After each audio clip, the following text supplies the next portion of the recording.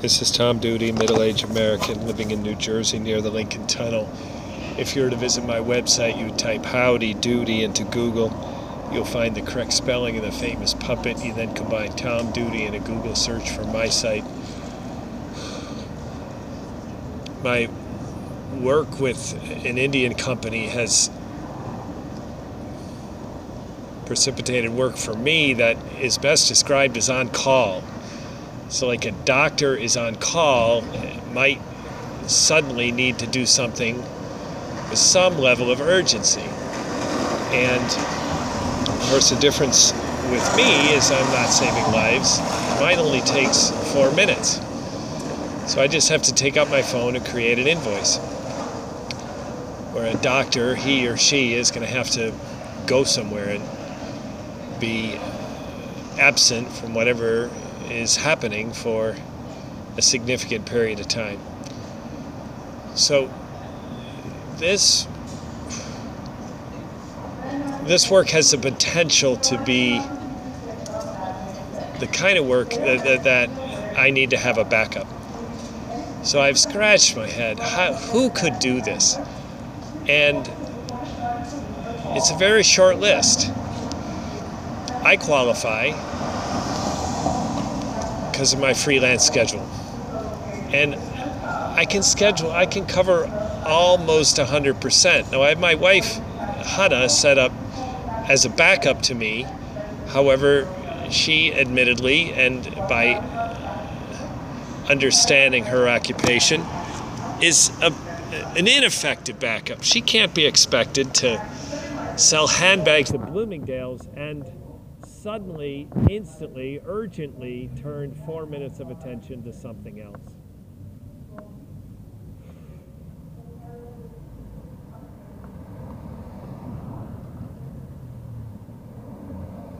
So yesterday, I got occupied through the day, and I was in New York City. It was Black Friday. My wife was working. I was in the city very early, and my time was mostly consumed. This company is called Prefix. We're doing tech support. Same company I'm talking about that's created this on-call arrangement for me. We had our first dispute, which generated a refund, and that, although I think that'll become routine, there was significant amount of anxiety associated with it. By the time I finished all the stuff in my day, it was near 4 o'clock, which was my wife's expected ending time at work. Now I knew it's Black Friday, and 4 o'clock quit time is early. It's hard for her to quit when suddenly it's busy, and so it was predictably that 4 o'clock was her scheduled end, but it would be later. So I go online with Uber, knowing I still have this on-call obligation. So listeners, I'm going to try to tell this. If you're still listening now, and you're going to hang with me till the end, go the extra distance, and don't just listen to me in the background. Visualize what I'm talking about. For those of you that know New York, I'm at Grand Central Station. For those of you that don't know New York, picture an L-shaped route where the long leg of that L route is 15 blocks. So the short end is where I start. So I leave Grand Central and I'm going on the short end of the L. For the local people who can visualize New York City, I leave Grand Central. I'm on my way to the library. I'm on 41st Street. I don't get there, and my phone goes off, and I accept a delivery. And it's Grand Central. So now I turn around. I'm going back where I started, and suddenly my phone goes off. This is one invoice that ended up generating 3 calls. So I've got an active delivery. I'm on my way to Grand Central, and now I got to make an invoice. So I stop and I make the invoice. Done. 4 minutes. I'm on my way. I get to Grand Central, dock my share bike, take a closer look, and it's not Grand Central. it's a Grand Central Chong Hao bubble tea, which is actually on 44th between Lexington and 3rd. So I go back to my bike. It's called Grand Central Chong Hao, and I return to my bike, realize I'm mistaken. That didn't waste a lot of time, but it did renew my rental on my bike. So now I got another full 45 minutes, and off I go. So I find the bubble tea and get the bubble tea. I'm on my way to the customer. My phone goes off again. This is the invoice. Customer didn't receive the invoice. So I resent it, and I also copied and pasted the address where I sent the invoice. That we had gone back and forth. Yes, and my Indian partner had checked spam.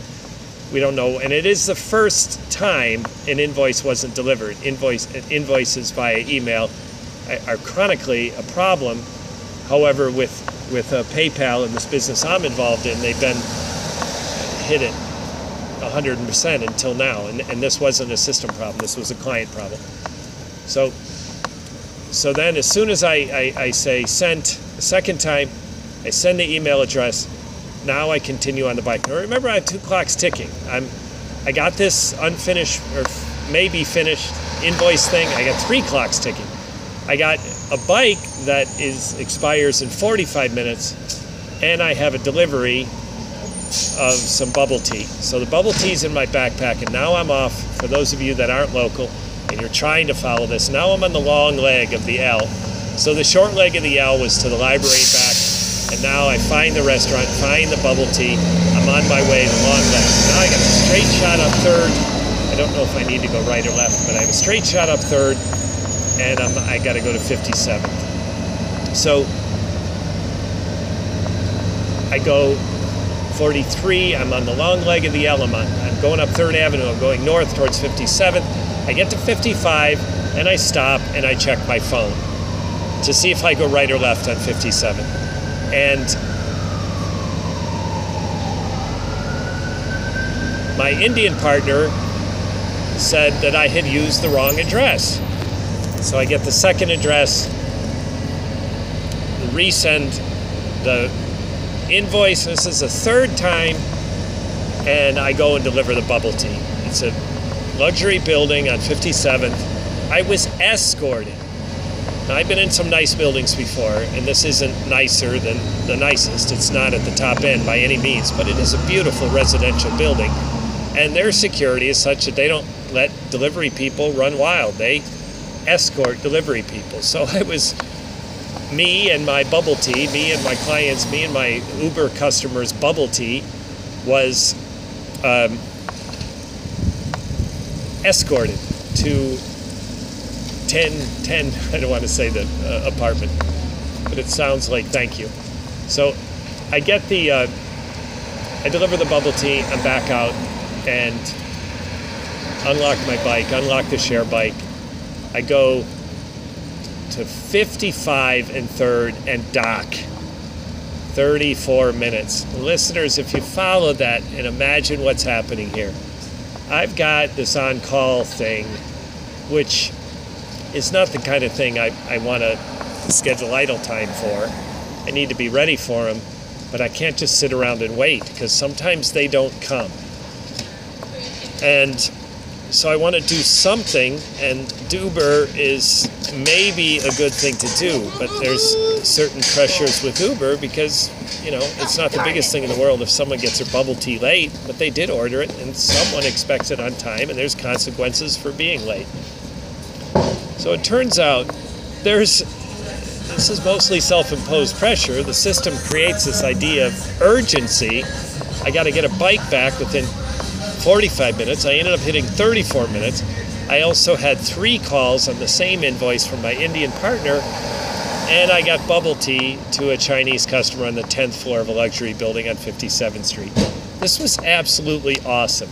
So listeners, if you stayed with me till this point, and you know, the simulator, it's like a simulator. It's like a stress simulator. You know, you imagine what the Navy SEALs go through. You know, some creative person tries to create these outrageous scenarios that they might be in. You know, they got to swim to the surface with a gun, and then they got to, you know, learn how to shoot from a boat. You know, these crazy things that they have to do. Well, this is nothing like that, but yet it is a stress simulator. It makes you perform in a modern way. And so listeners, if you stayed with me till this point and anything about what I described sounds attractive in any way, it's really a lot of fun.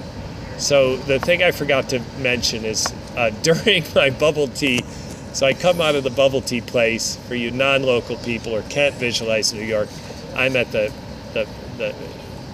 intersection of the short leg of the L and the long leg of the L. And I'm doing the second call from my Indian partner to try to get this invoice straight.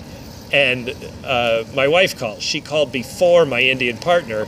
And I said, I thought you were my Indian partner. I thought you were Kanth. And then during the call, she was in Soho. I'll see you in Port Authority. She asked where I was. I said, it is Kanth. I got to go. And that's when I took the second call. So for a middle-aged man, it's sort of like this idea that I've got time on my hands. I have a freelance schedule. I can like sit in cafes and blog without restrictions on time. Suddenly I've got a relatively sort of significant events that are all colliding at one moment. So my wife calls, I got bubble tea, I got a bike that has to be delivered, and I have 3 different phone calls from my Indian partner to send one invoice to a woman in New Hampshire. Listeners, you're with me to this point. I don't know why. You might know why either. But I'm telling you, if you don't know why you're still listening, it's because what I'm doing or something about what I'm doing sounds attractive. So let me remind you. There is the pack that is needed. They give that to you at Uber. They end up taking it off your earnings. And there is the share bike that I use to deliver. All right? Anyone can have this stuff, including you. It's great fun. I'm at this. I think I can make it. This is Hudson Tunnels is an obsolete name for this thing. This is the PATH train in a modern sense, but this has been here for, I think, about a century, and it connects New Jersey and New York. I'm at the Christopher Street station, and it doesn't seem to say that any place. I can't see where it says Christopher Street.